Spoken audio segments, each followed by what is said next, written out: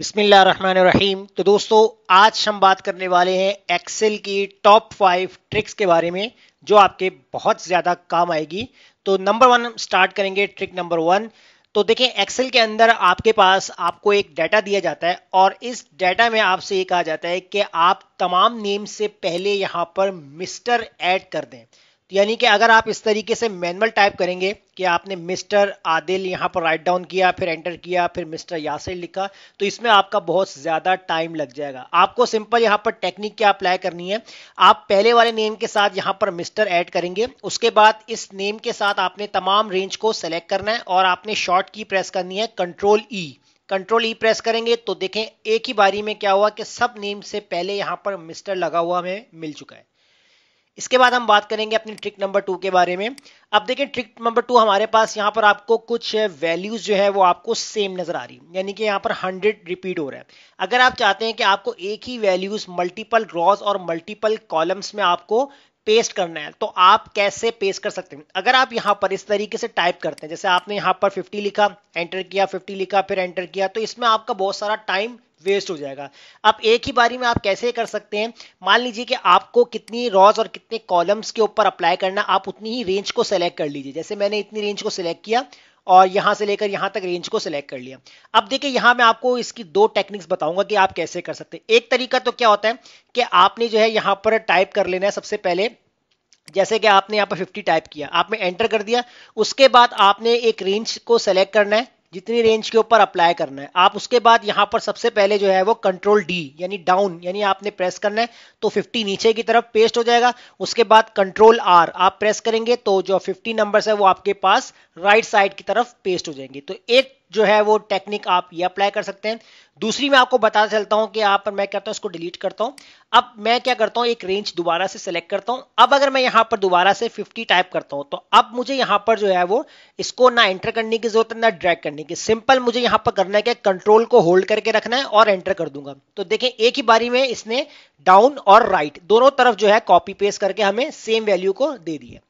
अब हम बात करते हैं ट्रिक नंबर 3 के बारे में। अब ट्रिक नंबर 3 हमारे पास क्या है कि आपको यहां पर जो है वो दो वैल्यूज नजर आ रही हैं, इन दोनों वैल्यूज का हमने यहां पर जो है वो मल्टीप्लाई करके आंसर निकाला है। अब यहां तो आप सम कर सकते हैं या मल्टीप्लाई या डिवाइड या एवरेज, कोई भी आपने फॉर्मूला अप्लाई किया हो, लेकिन हमें करना क्या होता है कि अगर हमें सेम वैल्यू यानी कि जो हम जिस पे हमने फॉर्मूला लगाया, अगर इस वैल्यूज को कॉपी पेस्ट करना हो और उसके बाद इस पूरे डाटा को हटाना हो, तो क्या हमारी ये वैल्यूज हमें एज डिस नजर आएंगी?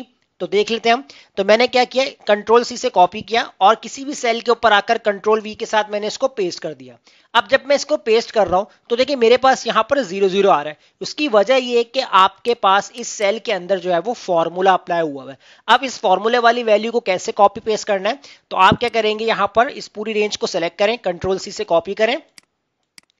कॉपी करने के बाद आपने जिस कॉलम में पेस्ट करना है वहां पर आपने जो है वो सेल को एक्टिव करना है, राइट क्लिक करना है और आप चले जाएंगे पेस्ट स्पेशल में।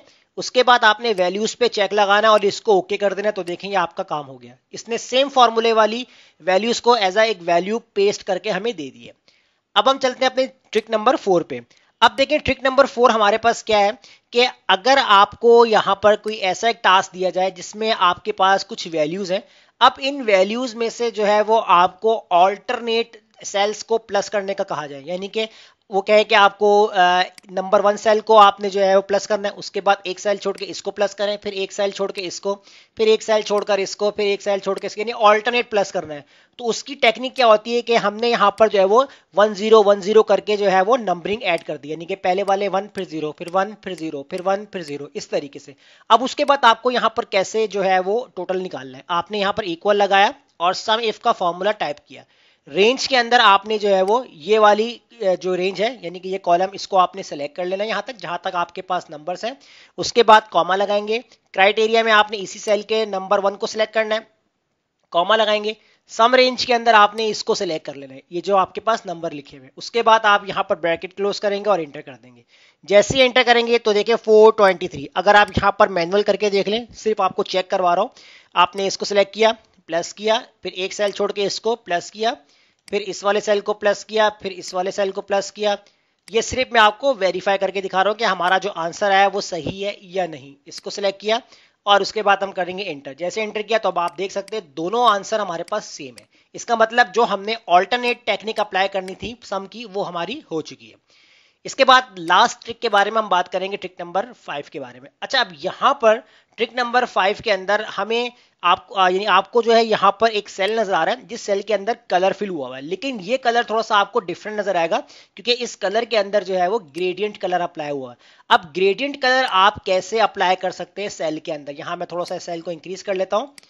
अब ग्रेडियंट सेल अप्लाई करना कोई मुश्किल नहीं है, आप भी कर सकते हैं, इजीली कर सकते हैं। अब ये ग्रेडियंट होता कैसे, अगर हम सिंपली सेल को सेलेक्ट करते हैं, यहां से कलर फिल में जाके जो है यहाँ सिंपल कलर अप्लाई करते हैं तो ये सॉलिड कलर होता है। तो अगर आप इसके मोर कलर्स में भी जाएंगे तब भी आपको यहाँ पर ग्रेडियंट कलर नजर नहीं आएगा, सिंपल यहाँ पर आपको सॉलिड कलर ही नजर आएगा। अब ये ग्रेडियंट कैसे बनेगा, जिस सेल के ऊपर अप्लाई करना है उस सेल के ऊपर सेलेक्ट कीजिए। उसके बाद आपको यहाँ पर देखिए कॉर्नर में पॉइंट इस तरीके से एरो बना नजर आ रहा है, इसके ऊपर आपने क्लिक कर देना है। जैसे आप क्लिक करेंगे यहाँ पर तो आप जो है फॉर्मेट सेल्स वाले ऑप्शंस के अंदर जो है वो एंटर हो जाएंगे। तो यहाँ पर हमने जो है वो इसके ऊपर क्लिक किया है। तो अब यहां पर आपको करना है कि आपने फिल में आना है। फिल के ऑप्शन में देखिए यहां पर आपके पास है फाइल इफेक्ट, फिल इफेक्ट्स, आपने फिल इफेक्ट्स पे क्लिक करना है। अब यहां आपको जो है वो ग्रेडियंट के ऑप्शन नजर आएंगे। देखिए 2 कलर्स है, 1 कलर्स और 2 कलर्स। तो यहां से कलर के वेरिएशन आप सेलेक्ट कर सकते हैं, मोर कलर से जाकर आप डिफरेंट वेरिएशन ले सकते हैं। तो कोई भी एक कलर, जैसे हमने यहाँ पर एक मैरून कलर सेलेक्ट किया और सेकंड कलर के अंदर आप कोई भी मैरून कलर या लाइट रेड अगर आप सेलेक्ट करना चाहते हैं तो आप यहां से भी कर सकते हैं इजीली। तो एक रेड कलर हम यहां सेलेक्ट करते हैं, इसको हम थोड़ा लाइट कर देते हैं। इसके बाद ओके। अब देखें कलर के हमारे पास जो है ये डिफरेंट वेरिएशन है, हॉरिजॉन्टल है, वर्टिकल है, डायगोनल है, diagonal down, front, from centre है, फ्रॉम कॉर्नर्स है। तो ये तमाम ऑप्शंस है। तो जो भी आप यहां से शेडिंग सेलेक्ट करेंगे ओके कर दें, इसको भी ओके कर दें। तो ये देखिए आपका जो है वो सेल के अंदर ग्रेडियंट कलर अप्लाई हो चुका है। इस तरह आप जो है हमारी है लास्ट जो है वो मैं आपको एक बोनस ट्रिक बताऊंगा कि लास्ट बोनस ट्रिक क्या है।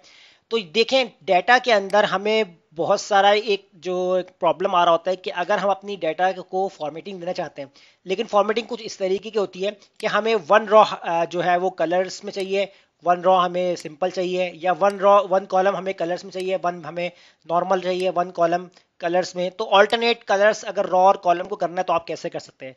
तो देखिए अगर आपको रॉ करना है तो पहले डाटा सेलेक्ट कीजिए। सेलेक्ट करने के बाद आप कंडीशनल फॉर्मेटिंग में जाएंगे, आप न्यू रूल पे आपने क्लिक करना है और यहां से आप यूज अ फार्मूला डिटरमाइन पे क्लिक करना है। उसके बाद आपको यहां पर फार्मूला अप्लाई करना है, आपने इक्वल लगाना है, मॉड आपने यहां पर टाइप करना है, ब्रैकेट ओपन करना है। उसके बाद आप यहां पर रॉ लिखेंगे, फिर आपने ब्रैकेट ओपन ब्रैकेट क्लोज करना है, कॉमा लगाएंगे, 2 इक्वल, उसके बाद आपने जो है यहां पर 0 लगा देना है। जैसे आप 0 लगाएंगे अब यहां से आपको फॉर्मेट सेलेक्ट करना है, तो फॉर्मेट पे जाए, फिल कलर में जाके कोई भी एक फॉर्मेट आप सेलेक्ट कर लीजिएगा। जैसे मैं येलो कलर सेलेक्ट कर लेता हूँ, इसको मैं कर दूंगा ओके। और यहाँ से अच्छा यहाँ हमने क्या रॉ रॉ कलर हमने सेलेक्ट किया और लास्ट में जो है 2 के बाद हमने ब्रैकेट लगाना है, इसलिए यहाँ पे एरर दे रहा है।